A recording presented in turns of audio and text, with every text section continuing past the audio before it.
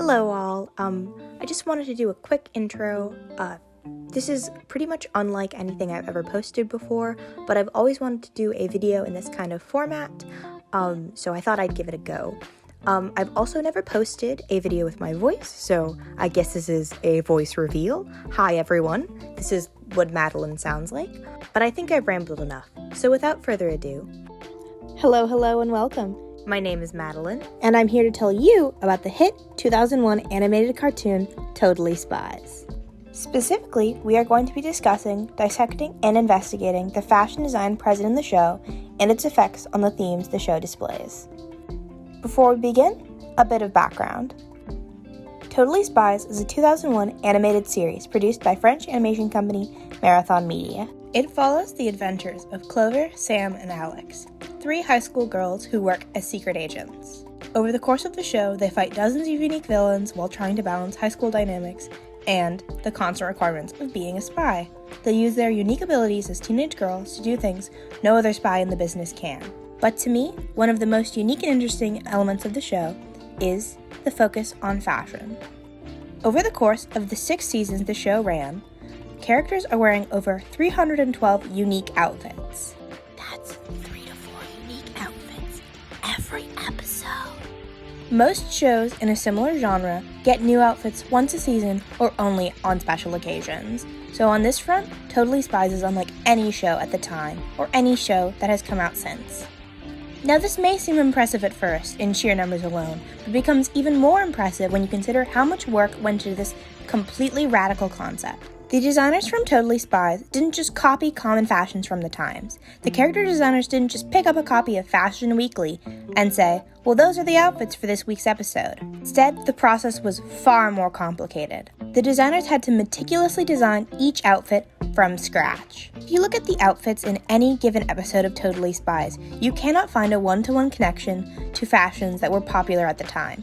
Instead, in an attempt to give the show a unique look and feel, they combined early 2000s looks with the styles popular in the 60s and 70s. The whole show is permeated with bright colors, silhouettes, and motifs that were frequently used in the 60s and 70s. These motifs are used to build up a unique aesthetic for the world of Totally Spies. Specifically, I believe this was done to evoke spy media of the past in combination with retro-futurist ideas of what the world would be at a time those shows were made. This technique gives the show a very unique feel and makes it completely unlike any show I've ever watched. The designs are poppy, kitschy, and plasticky in a way that's really pleasant for the eye. It's a wonderful design strategy. Bright, fun, and completely unapologetic. This unapologetic happiness carries over into the characters as well. At first glance, the characters are all stereotypical teen girls, but jokes are never made at the expense of the characters. The girls are never simply the butt of a joke. Instead, they are fully realized characters with deep personalities, dynamics, and feelings. The characters are all super fun to watch. They're all dynamic and interesting, and every viewer would find a character that they really connect with. The writers did a wonderful job building out interesting and realistic representations of teenage girls.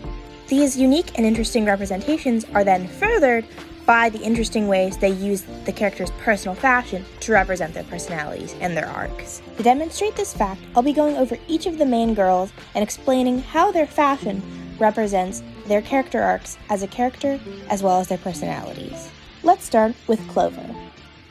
Clover is the most prominent of the main 3 girls. At first glance, she is the character that most exemplifies the stereotypical teen girl. She's fashion obsessed, boy crazy, and a little bit of a drama queen. But that's not all there is to her. Although she sometimes comes off as a bit ditzy, she's actually extremely smart. She's highly motivated, strong-willed, confident, and fiercely loyal to her friends. She's kind-hearted and friendly, but unafraid to put up a fight if necessary, and an unbelievably creative spirit. All of these factors make her a wonderful, well-rounded team leader for the rest of the group. Additionally, all of these traits carry over into her fashion present in the show. Throughout most of the episodes, Clover is dressed in pinks and baby blues and has a generally hyper-femme look. But, unlike a lot of other characters with a similar personality type, Clover isn't just confined to hyper-femme looks. But her looks all have this almost business casual feel to them, which meshes nicely with her confident nature. Her strong personal convictions and undeniable leadership qualities are shown off in her penchant for button-downs and strong blazers. She also has a great deal of variety in her fashion and isn't afraid to switch things up when necessary. She's unafraid to make bold fashion decisions, and she's unafraid in general to be a bold person. Next up is Sam, the second most prominent girl in the show. Sam is the token nerdy character of the group. She's very smart and loves science, math, and all things school. In the long run, her studious nature doesn't make her any less fashion forward. In the text of the show, she begins the series as the least invested in fashion, constantly scolding the other girls for being so fashion obsessed. But it is soon revealed that she only claims she doesn't like fashion because she feels it takes away from her smarts. Her friends help her work through these feelings, and this idea is then debunked. Her enjoying fashion doesn't make her any less smart. From then on, she is as enthusiastic as the rest of the girls about style, and begins to experiment with her fashion as a form of self-expression. This concept is clearly reflected in her style progression throughout the show. Sam tends to dress in a more preppy, studious, and mature fashion, with hints of hippie-adjacent elements. She always has an outer layer and is frequently depicted in maxi skirts and frilly tops. But she isn't confined to this style, and as the series continues, her style develops with her character. She begins to incorporate more youthful looks and modern silhouettes, combined with her more classic styles. Thus, you can see her character arc about opening up and being a more dynamic person in the way that her clothing style develops. This concept is a really creative way to display this relatively familiar character arc. The third and final character we are going to discuss is Alex. Alex is the character in the cast with the most loosely defined role in the trio dynamic. She is often described as the sporty one by others, but she isn't really confined to that box. She has tons of varied interests, and although she doesn't have a ton of plot importance, she is an essential part of the show. Her most common role is that of comic relief, but that doesn't lessen the strength of her character. Alex isn't the sharpest tool in the shed, but she's cheerful, sweet, and always happy to help, with a bit of a chaotic streak. She's fun and positive and unbelievably friendly, and unabashedly weird.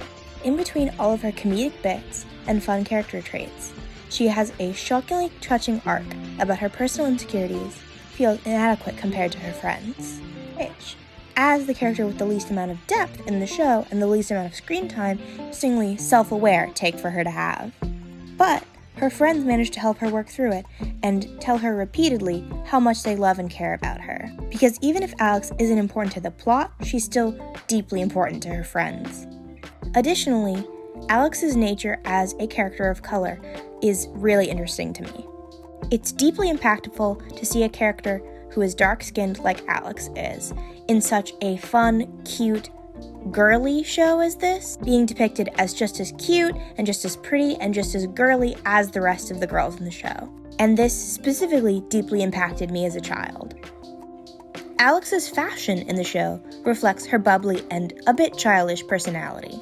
It's all bright colors and fun patterns, but she isn't shy about switching things up. Her looks often have a sporty and athletic feel to them, with a little bit of tomboyish charm, but she also isn't afraid to do fully, cute, girly styles as well. Alex is a really varied character, and her looks are varied in the same way.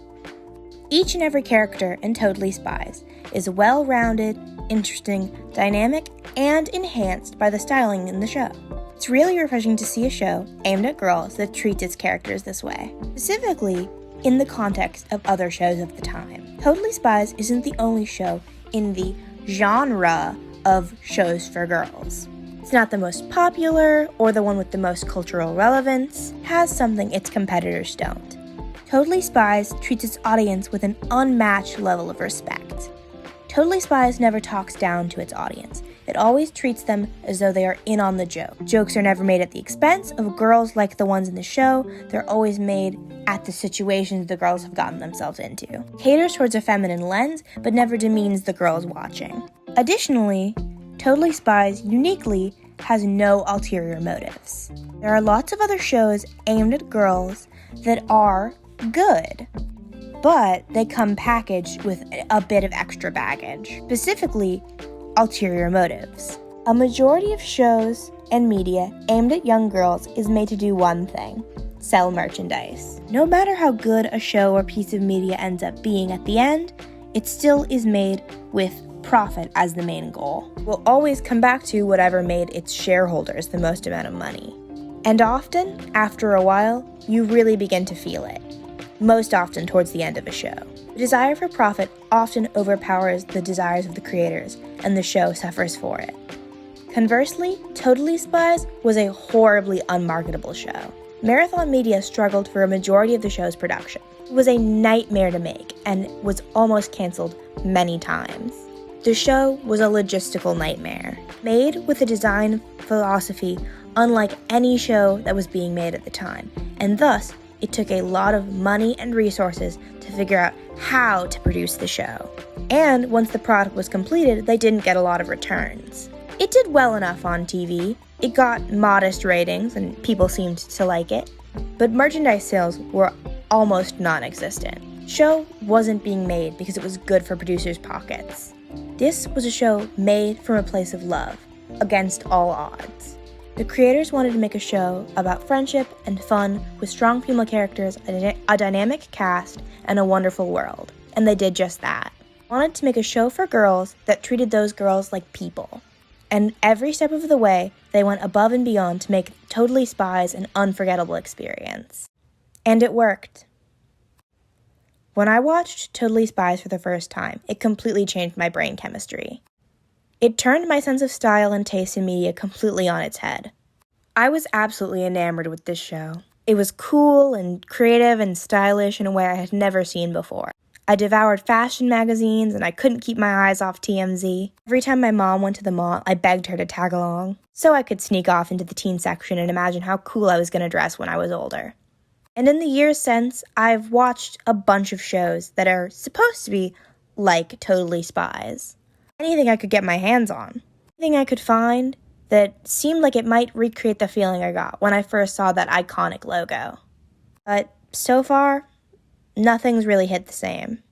There's never been a show like Totally Spies before, and there probably won't be one just like it ever again.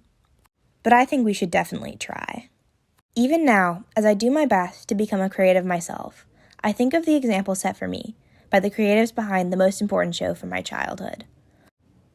So yeah, the fashion in Totally Spies is pretty great.